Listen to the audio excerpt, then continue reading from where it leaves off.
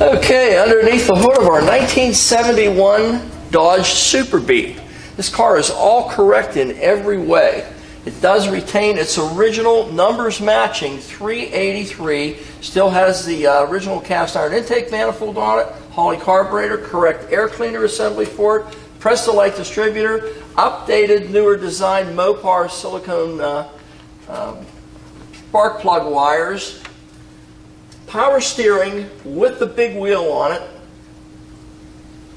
conventional brakes, heavy duty radiator in it, relatively new looking alternator, new belts. The hoses are still hooked up for this particular vehicle. The heater hoses, has a new battery in it. Car's never been bumped anywhere. Original core support in it. The engine is painted orange the way it's supposed to be. The car is completely original underneath the hood. Nothing has been disrupted in any way. Even has the original cast iron exhaust manifolds on them with the heat shield and the heat riser on the driver's side also.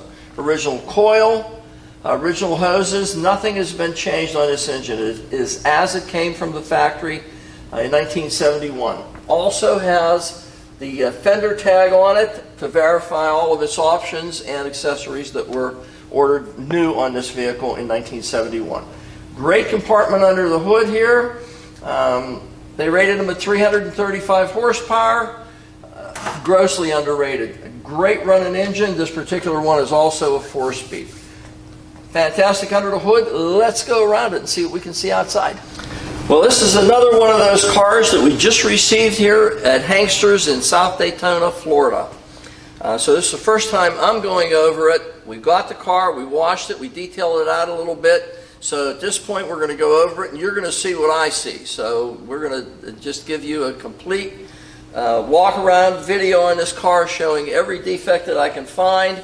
Any minuscule little thing that kind of pops out at me. Hopefully I won't miss anything. And you and I will look over it at the same time. So let's do it. 1971 Superbee. Really a nice looking car, 383 Magnum designation on the raised hood.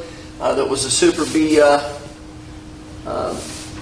moniker in 1971. Original Mopar style hood pins with the isolator between them, the little rubber piece. Hood fitment to the front fenders is very, very nice. And you can see the striped area lines up and also goes up to the windshield. Everything lines up as nice as you'd ever want it to. About 1/8 of an inch gap on it. Nice fitment to the front bumper on these 77 or 71 cars. 72 cars had this big surround, kind of like the Chargers did in 1970. Plastic on the grill is all original. This has not been repainted. What you're seeing is the original plastic grill with the argent finish on it. Black outlines around the headlights.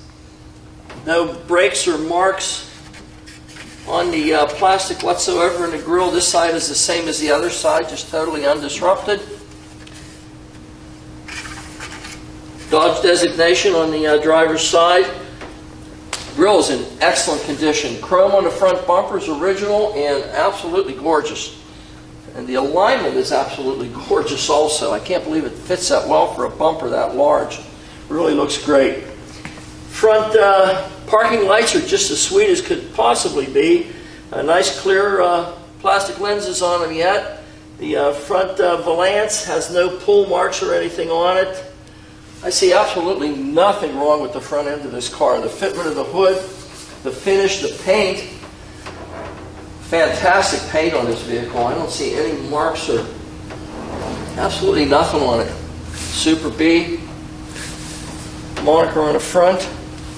There's absolutely nothing. The front end of this car is gorgeous. Let's go down the driver's side and see if we can find something there for you. Okay, down the driver's side of our Superbee. Front marker, amber lights in the front, just nice flush fitment. Really nice paint on the side of the fender here. Fender lip molding, no dingies, no dents. Nice sharp tin inside of it. Our little Superbee getting it on there for us. Looks really, really great. Superbee designation on it. Again, the hood to the fender to the door. Look at this. This is really nice. There go my glasses.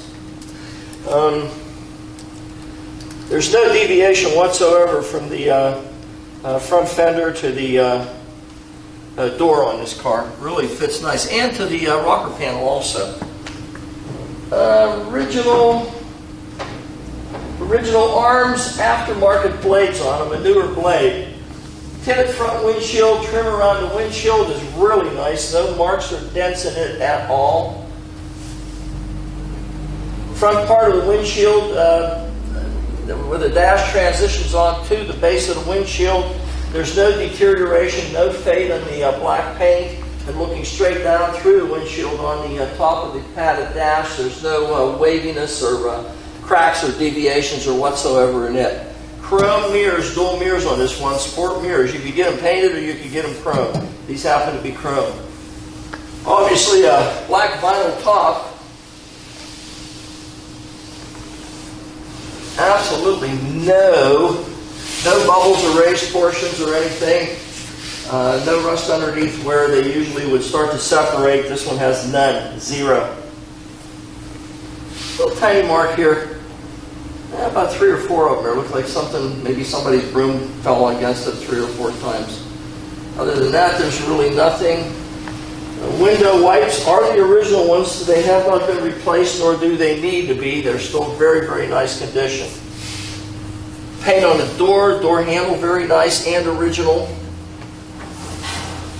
To the quarter panel, door to quarter panel is very, very nice. Again, the sill panel, there's no raised portions or anything on the vinyl. Striping on this car is really, really nice. It really adds a lot of character, a lot of pop to this vehicle.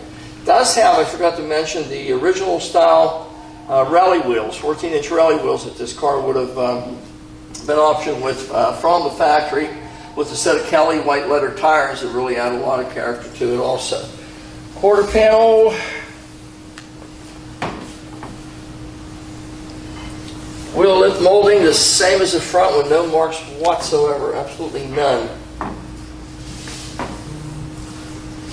Dodge didn't use stainless around the back of this with the vinyl tops. Apparently they used, it's aluminum, but it's anodized black in this case. Very nice, no marks or anything on it. You can't see it because it is black, but there are no marks or chips or dings or anything in it. Absolutely nothing. Hatch shelf is the original hatch shelf, and it's very, very nice on it. No issues whatsoever with it. Trim on the base of the vinyl top. Absolutely gorgeous. There's no marks at all in it anywhere. The rest of the quarter panel. Nice sharp tin. Marker light on the side. Fits nice. Look at the bumper fitment back here too. Just as we had it in the front. Striping really looks good in this car. I like that. Driver's side is just as straight as can be on this car. There's no waves, no deviations, no chips, no marks, no dings. Absolutely nothing on the driver's side. Let's see what we can find out back.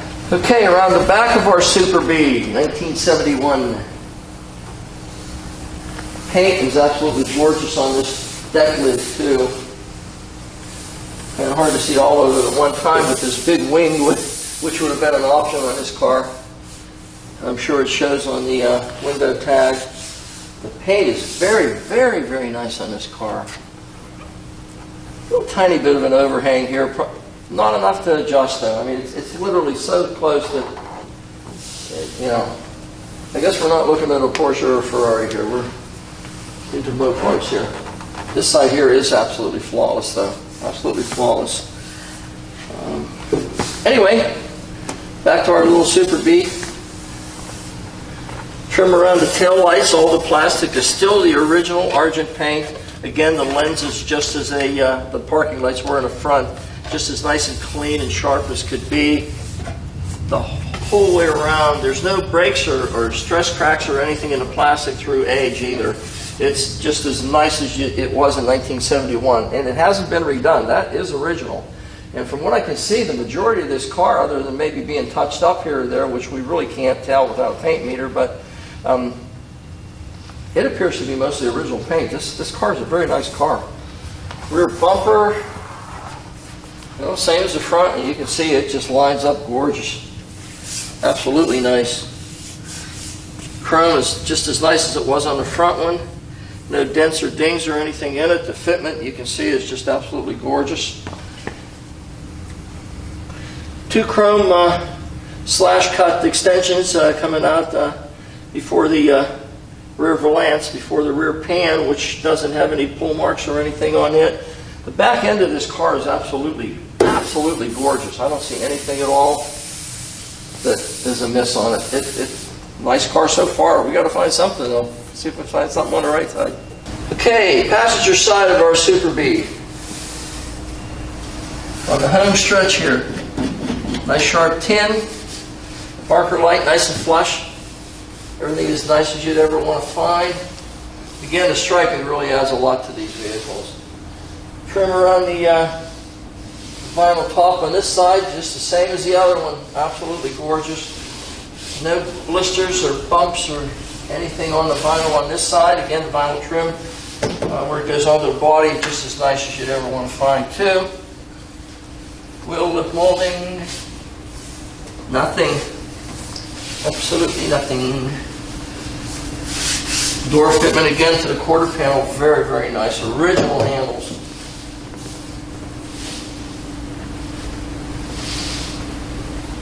One little dinghy there. Remember, I think we found about 3 little tiny ones. There's one here. You can hardly see it, but it's there. Ah, make that 2. There's 2.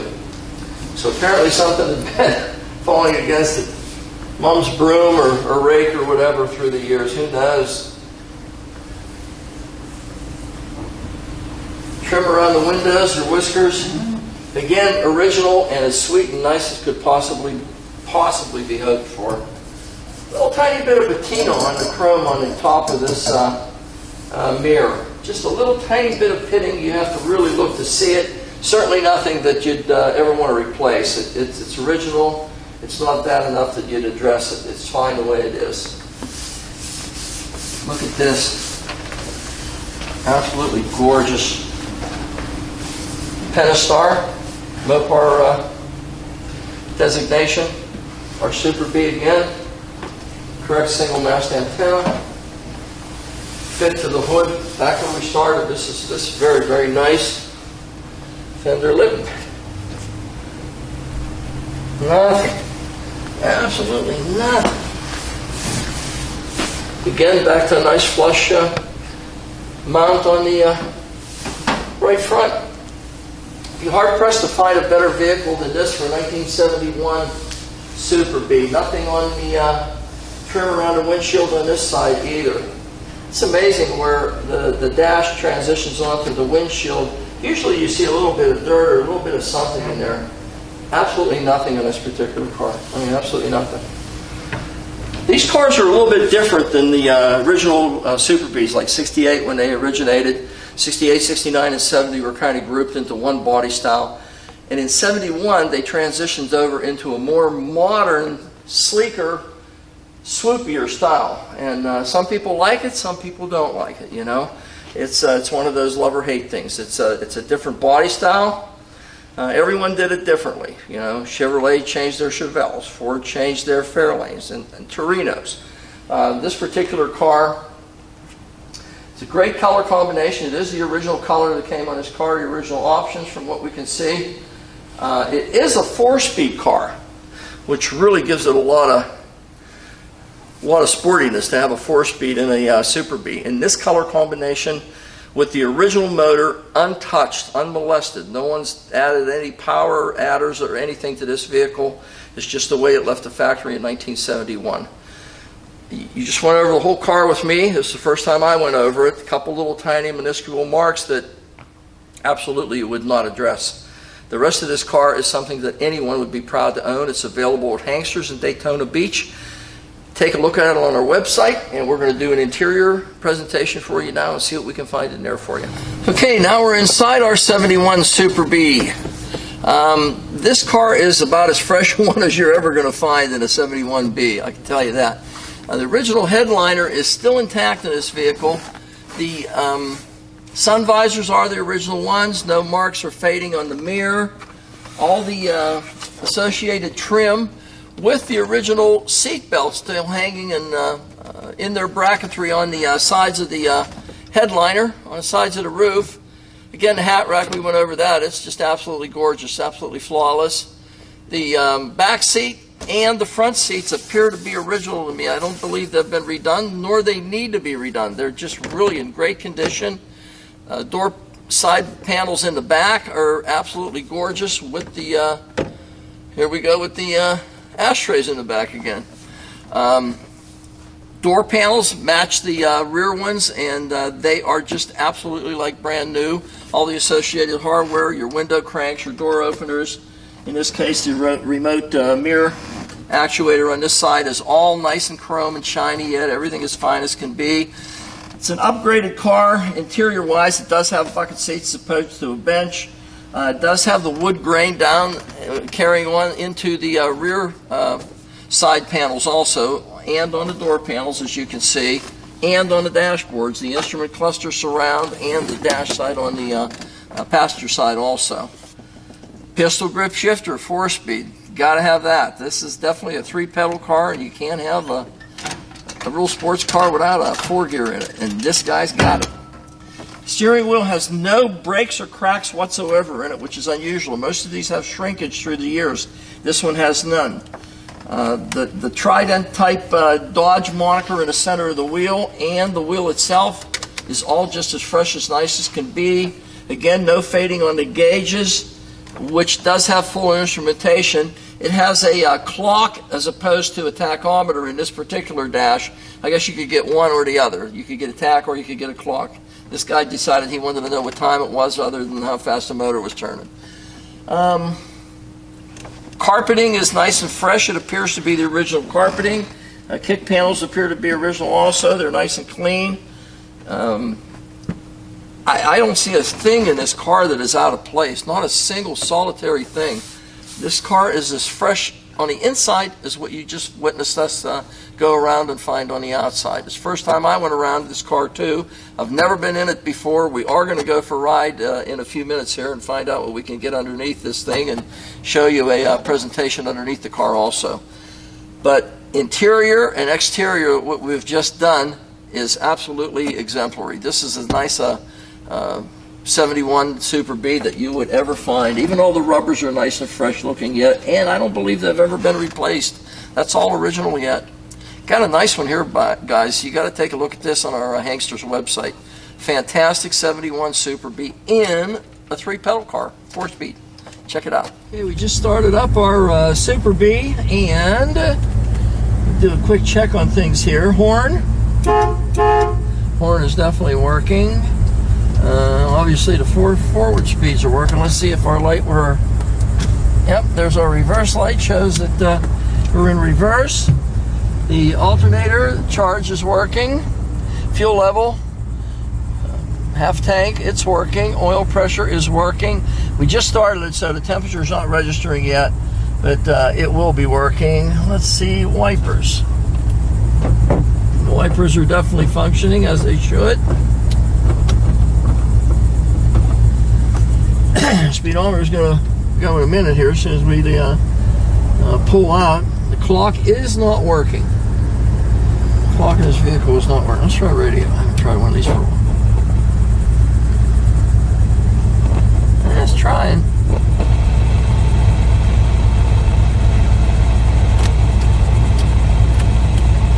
Trying to work. Okay. Let's go for a ride and see how this thing works.